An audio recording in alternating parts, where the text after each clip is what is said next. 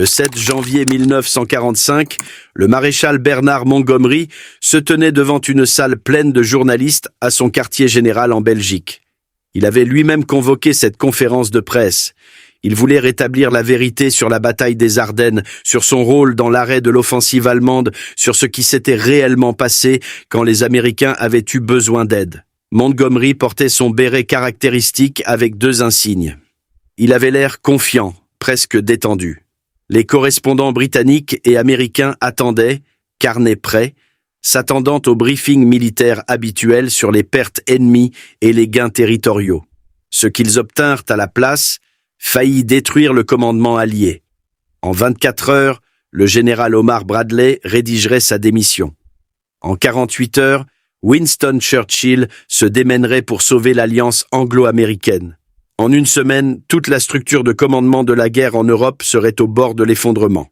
Pour comprendre ce qui s'est passé lors de cette conférence de presse, il faut comprendre la bataille des Ardennes. Le 16 décembre 1944, Hitler lança sa dernière grande offensive à l'ouest. 29 divisions allemandes s'abattirent sur les lignes américaines dans la forêt ardennaise de Belgique et du Luxembourg. L'attaque réussit une surprise complète. Les Allemands percèrent les faibles positions américaines, créèrent un saillant de 100 km de profondeur dans les lignes alliées et menacèrent de capturer le port vital d'Anvers. Des divisions américaines entières furent encerclées ou mises en déroute dans les 48 premières heures. Ce fut la bataille la plus vaste et la plus sanglante que l'armée américaine ait livrée pendant la Seconde Guerre mondiale. Plus de 89 000 pertes américaines en 6 semaines. Les premiers jours furent le chaos, la panique et des combats désespérés dans la neige et le brouillard. Le 20 décembre, 4 jours après le début de l'offensive allemande, le commandant suprême Dwight Eisenhower prit une décision controversée. Le saillant allemand avait coupé le front américain en 2. Les communications entre le quartier général de Bradley au Luxembourg et les forces américaines du Nord étaient difficiles et peu fiables. Eisenhower décida de placer temporairement toutes les forces alliées au nord de la pénétration allemande sous le commandement de Montgomery. Cela incluait la première armée américaine du général Courtney Hodges et la 9e armée américaine du général William Simpson. C'étaient 2 armées américaines qui avaient été sous le commandement du général Bradley. Bradley fut furieux quand Eisenhower lui dit que c'était de ses armées. Il les commandait depuis la Normandie. Maintenant, elles étaient confiées à Montgomery, le général britannique que Bradley méprisait et dont il se méfiait. Bradley argumenta farouchement contre la décision. Il dit à Eisenhower que les problèmes de communication étaient temporaires et gérables. Il affirma que donner à Montgomery le commandement de forces américaines serait perçu comme un vote de défiance envers le leadership américain, une humiliation publique. Il avertit que ce serait politiquement explosif chez eux. Eisenhower passa outre. La décision était prise pour des raisons opérationnelles, dit Eisenhower. Le quartier général de Montgomery était plus proche du secteur nord. Il pourrait coordonner la défense plus efficacement. Mais Bradley comprit ce que cela signifiait. Les Américains avaient été durement frappés. Ils avaient été pris par surprise. Maintenant, un général britannique était appelé à la rescousse pour résoudre le problème, pour commander des armées américaines parce que, apparemment, les Américains ne pouvaient pas se débrouiller seuls.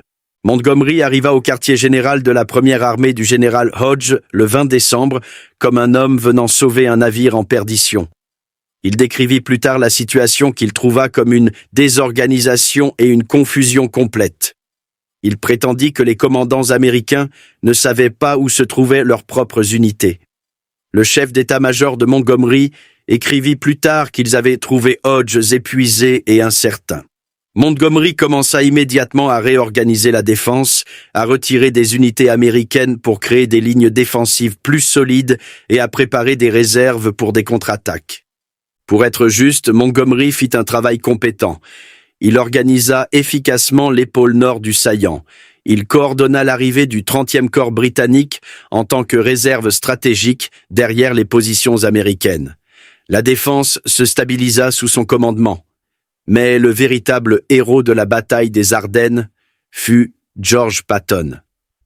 Le 19 décembre, 3 jours après le début de l'attaque allemande, Patton réalisa l'un des exploits les plus remarquables de l'histoire militaire. Il désengagea 3 divisions de sa 3e armée, les fit pivoter de 90 degrés vers le nord et les fit marcher sur 160 km à travers les conditions hivernales pour attaquer le flanc sud allemand.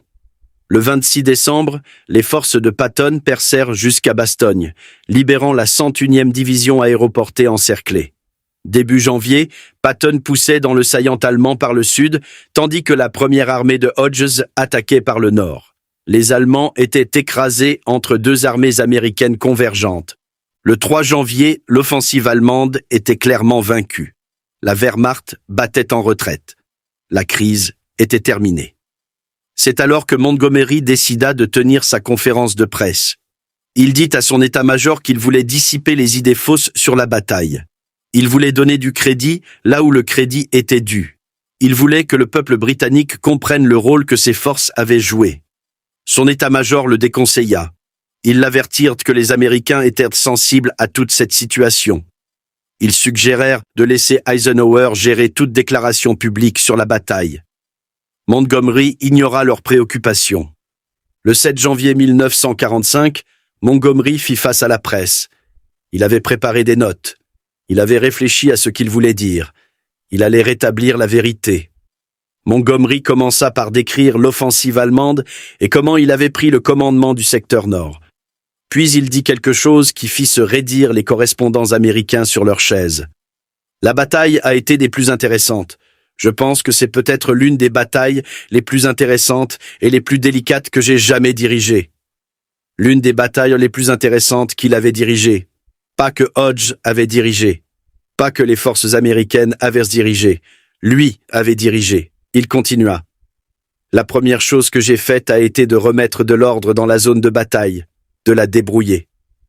Il décrivit comment il avait organisé les forces américaines, positionné les réserves et préparé les contre-attaques. Toujours à la première personne, toujours sur ce qu'il avait fait. Montgomery poursuivit. J'ai pris moi-même certaines mesures pour m'assurer que si les Allemands atteignaient la Meuse, ils ne la franchiraient certainement pas. J'ai déployé toute la puissance disponible du groupe d'armées britannique et finalement elle a été engagée dans la bataille avec éclat. Il décrivait les forces britanniques comme l'élément décisif. Les journalistes américains commencèrent à écrire plus vite. Ils savaient que cela allait être controversé. Puis Montgomery dit les mots qui allaient causer la véritable explosion. J'ai employé toute la puissance disponible du groupe d'armées britannique. Cette puissance a été mise en jeu très progressivement et de telle manière qu'elle n'interfère pas avec les lignes de communication américaines. Finalement, elle a été engagée avec éclat et aujourd'hui des divisions britanniques combattent durement sur le flanc droit de la première armée américaine. Vous avez ainsi l'image de troupes britanniques combattant des 2 côtés des forces américaines qui ont subi un coup dur. C'est une belle image alliée. Les journalistes américains comprirent exactement ce que Montgomery venait d'insinuer. Les Américains avaient subi un coup dur. Ils n'avaient pas pu se débrouiller seuls.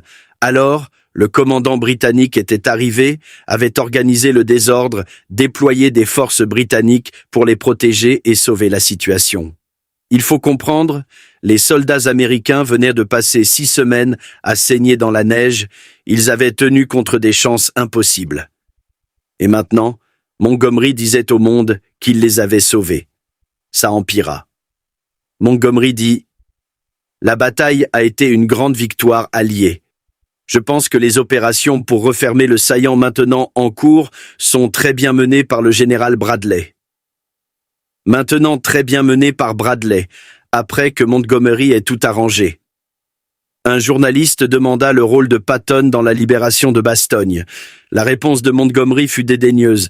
Patton a très bien fait, en effet. Une brève reconnaissance, puis retour à parler de ses propres dispositions et décisions. La presse britannique adora la conférence de presse de Montgomery. Les journaux londoniens titrèrent sur la façon dont Montgomery avait sauvé les Américains. « Monty remet de l'ordre dans le chaos », titra l'un d'eux. « Un général britannique sauve les Yankees », proclama un autre. Les correspondants britanniques écrivirent des articles soulignant que lorsque les Américains s'étaient retrouvés en difficulté, ils avaient dû faire appel à un général britannique pour les tirer d'affaire. Montgomery était dépeint comme le professionnel expérimenté qui était intervenu pour sauver les amateurs. Le ton était triomphant, presque jubilatoire. Le public britannique, épuisé par 5 ans de guerre et sensible au fait de jouer les seconds rôles derrière les Américains, avala tout. Montgomery était de nouveau leur héros, comme après El Alamein. Il avait montré à ces Américains arrogants qui étaient les vrais soldats. La réaction américaine fut volcanique. Les correspondants américains qui avaient assisté à la conférence de presse envoyèrent immédiatement des articles soulignant l'arrogance de Montgomery et son mépris des contributions américaines. Ils soulignèrent l'utilisation constante par Montgomery de l'expression « j'ai dirigé » tout au long de ses remarques. En quelques heures, les journaux américains publiaient des éditoriaux condamnant la conférence de presse de Montgomery. Le ton était au choc et à la colère. Après que les soldats américains aient supporté le plus gros de l'offensive allemande, après que les forces américaines aient fait la plupart des combats et des morts, Montgomery s'attribuait le mérite. Les journaux militaires comme Stars and Stripes furent particulièrement sévères. Les GI en Europe lurent les paroles de Montgomery et furent furieux. C'était EUX qui avait combattu la bataille des Ardennes. C'était EUX qui avait tenu Bastogne. C'était EUX qui avait arrêté les Allemands. Et maintenant, un général britannique s'attribuait le mérite. Le général Omar Bradley lut les articles de presse à son quartier général au Luxembourg. Il avait supporté l'arrogance de Montgomery pendant 2 ans, la condescendance, le vol de mérite, le mépris à peine caché.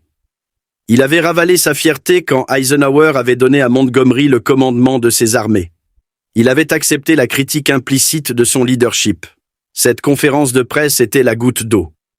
Bradley s'assit et rédigea sa démission en tant que commandant du 12e groupe d'armée. Il ne servirait pas dans ces conditions. Il ne regarderait pas Montgomery s'attribuer le mérite des victoires américaines. Il en avait assez. Bradley réunit son état-major et leur dit ce qu'il projetait de faire. Son chef d'état-major le soutint. Ses commandants d'armée le soutinrent. Si Bradley démissionnait en signe de protestation contre la conférence de presse de Montgomery, plusieurs autres généraux américains de haut rang démissionneraient probablement avec lui. Quand Eisenhower apprit que Bradley rédigeait sa démission, il sut qu'il faisait face à la pire crise de son commandement. Si Bradley démissionnait, cela exploserait en une crise politique anglo-américaine majeure. Le Congrès exigerait des enquêtes, le public américain serait scandalisé, l'alliance pourrait ne pas survivre. Eisenhower appela Bradley et lui demanda de suspendre sa démission. Il promit de régler le problème avec Montgomery. Il dit qu'il arrangerait les choses. Bradley accepta d'attendre 48 heures. Puis, Eisenhower appela Montgomery. La conversation fut tendue. Eisenhower dit à Montgomery que sa conférence de presse avait provoqué un tollé. Des généraux américains menaçaient de démissionner. La structure de commandement était au bord de l'effondrement. Montgomery fut sincèrement surpris par la réaction. Il sembla presque déconcerté. Il prétendit avoir essayé de faire l'éloge des soldats américains. Il avait dit que c'était une belle image alliée. Il avait appelé cela une grande victoire. Quel était le problème? Eisenhower essaya d'expliquer le ton, l'emphase sur l'expression « j'ai dirigé », l'implication que les Américains ne pouvaient pas se débrouiller sans l'aide britannique, le traitement dédaigneux de l'exploit de Patton. Tout cela s'additionnait pour former une insulte que les commandants américains ne pouvaient tolérer. Montgomery ne comprit toujours pas pleinement ce qu'il avait fait. Il accepta de publier une clarification, mais il ne pensa pas que ce fût nécessaire. Il estima que la réaction américaine était due à une sensibilité excessive et à des considérations politiques. Winston Churchill comprit immédiatement la crise. Il avait travaillé pendant des années à maintenir l'alliance anglo-américaine. Il savait à quel point le soutien américain était important pour la survie de la Grande-Bretagne. Il savait que si cette situation explosait, elle pourrait endommager les relations pour des années. Le 18 janvier 1945, Churchill se leva à la Chambre des communes pour prononcer un discours sur la bataille des Ardennes. Il l'avait écrit avec soin, sachant que chaque mot serait examiné par les Américains. Il devait réparer les dégâts causés par Montgomery. Churchill fit des éloges appuyés du leadership américain. Il souligna que la bataille avait été avant tout un combat américain. Il précisa que le rôle de Montgomery avait été de soutien et temporaire. Il attribua le mérite à Eisenhower, Bradley et aux soldats américains. Churchill dit « Les Américains ont engagé 30 ou 40 hommes pour chacun que nous avons engagé et ils ont perdu 60 à 80 hommes pour chacun des nôtres. C'est un point que je tiens à souligner. Les troupes des États-Unis ont fait presque tous les combats et ont subi presque toutes les pertes. Il poursuivit: « Je n'hésite jamais à défendre nos propres soldats quand leurs exploits ont été ignorés, négligés ou éclipsés, comme cela arrive parfois. Mais nous ne devons pas oublier que ce sont les foyers américains qui ont reçu les télégrammes de pertes personnelles et d'angoisse au cours de ces dernières semaines. » Le discours de Churchill fut un chef-d'œuvre de diplomatie. Il loua brièvement Montgomery, mais passa la majeure partie de son temps à souligner le sacrifice et le leadership américain. Le message était clair: la Grande-Bretagne appréciait et respectait les contributions américaines. Le 21 janvier, Montgomery publia enfin sa propre clarification. C'était moins une excuse qu'une explication de ce qu'il avait voulu dire. Il souligna qu'il avait toujours eu la plus grande admiration pour les soldats américains et leurs commandants. Mais même dans sa clarification, Montgomery ne put s'en empêcher. Il écrivit qu'il était absolument dévoué à Ike et qu'il le considérait comme l'un des grands chefs alliés de cette guerre. La formulation suggérait que Montgomery se considérait comme l'égal ou le supérieur d'Eisenhower, pas comme son subordonné. Les commandants américains lurent tôt la clarification de Montgomery et ne furent pas satisfaits. Ils savaient que Montgomery n'avait pas vraiment compris ce qu'il avait fait de mal. Ils savaient qu'il croyait toujours avoir sauvé les Américains dans les Ardennes.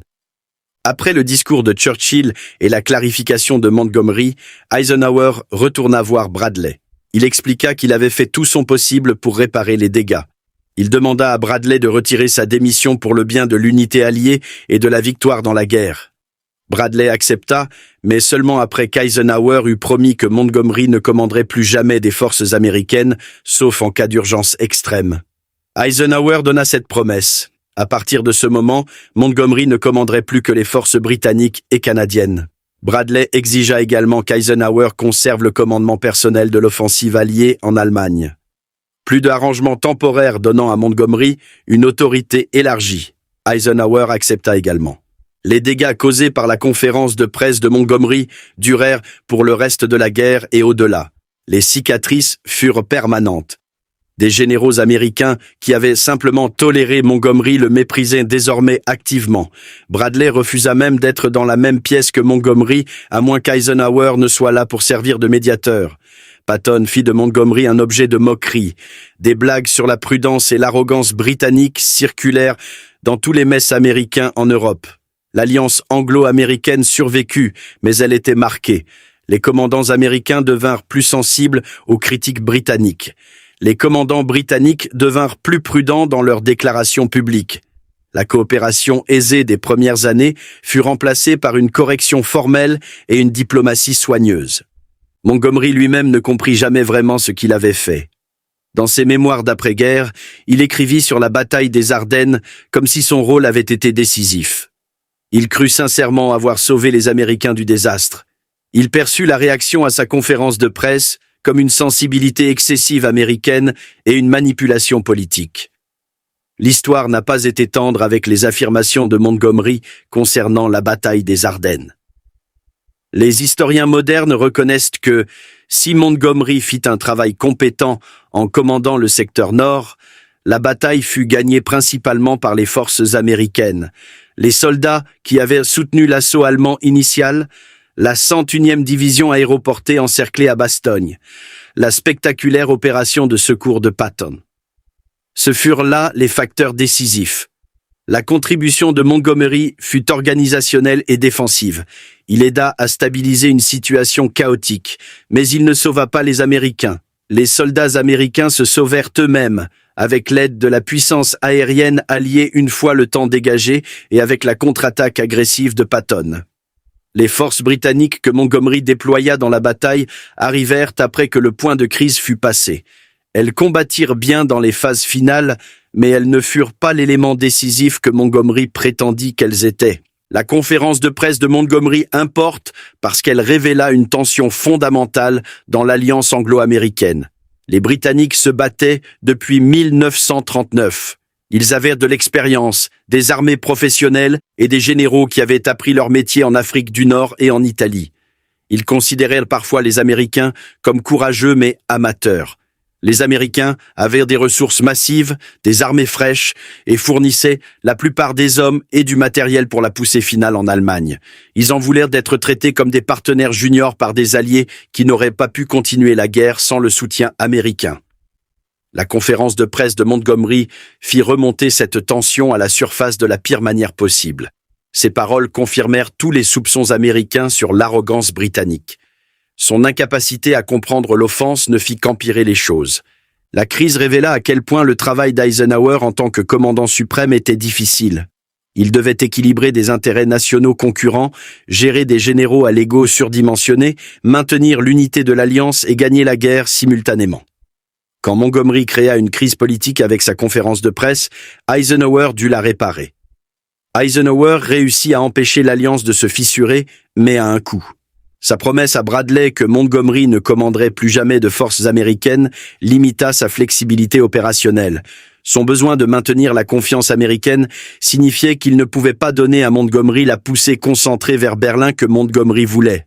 La stratégie du front large qu'Eisenhower poursuivit en 1945 fut en partie dictée par la nécessité politique après la conférence de presse de Montgomery. Il ne pouvait pas être perçu comme favorisant le général britannique qui venait d'insulter les forces américaines. L'ironie finale est que la conférence de presse de Montgomery a obtenu exactement le contraire de ce qu'il voulait. Il voulait attribuer du mérite aux forces britanniques pour leur rôle dans la bataille des Ardennes. Au lieu de cela, il créa une situation où leur contribution fut minimisée et mal accueillie. Il voulait améliorer sa propre réputation de grand général. Au lieu de cela, il convainquit les commandants américains qu'il était arrogant, sans tact et indigne de confiance. Il voulait établir que le leadership britannique était toujours vital pour le succès allié. Au lieu de cela, il garantit que l'influence britannique serait réduite pour le reste de la guerre. Le 7 janvier 1945, Bernard Montgomery tint une conférence de presse qui dura moins d'1 heure. En ce bref laps de temps, il amena la structure de commandement allié au bord de l'effondrement. Il retourna les généraux américains contre lui de façon permanente. Il força Winston Churchill à dépenser du capital politique pour réparer les dégâts. Il limita sa propre autorité pour le reste de la guerre. Tout cela parce qu'il ne put attribuer le mérite avec grâce, ne put minimiser son propre rôle, ne put comprendre comment ses paroles sonneraient aux oreilles de soldats américains épuisés qui venaient de survivre à la plus grande bataille que leur armée ait jamais livrée. La conférence de presse qui faillit détruire le commandement allié est un rappel qu'en temps de guerre, comme dans toutes les entreprises humaines, la manière dont vous dites les choses importe autant que ce que vous dites. Et parfois, la meilleure chose qu'un leader puisse faire est de se taire et de laisser les autres prendre le crédit. Montgomery n'apprit jamais cette leçon. Et le 7 janvier 1945, son incapacité à comprendre la psychologie humaine de base faillit coûter aux Alliés leur unité au moment où ils en avaient le plus besoin.